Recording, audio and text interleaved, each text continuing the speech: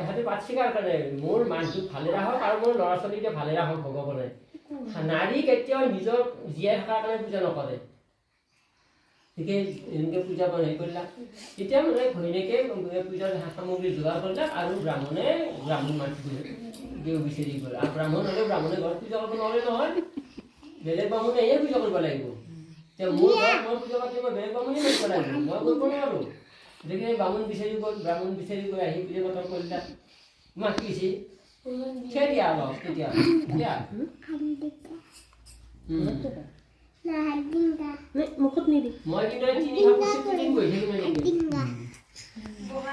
খণ্ডকালে বহিলন্ত সত্ৰৰ সেৱনে যেহি ৰূপে আজ্ঞা কৰিলা প্ৰভু ভগৱান, সেই মতে নানা দ্ৰব্য কৰিলা স্থাপন, এই ৰূপে সত্য হে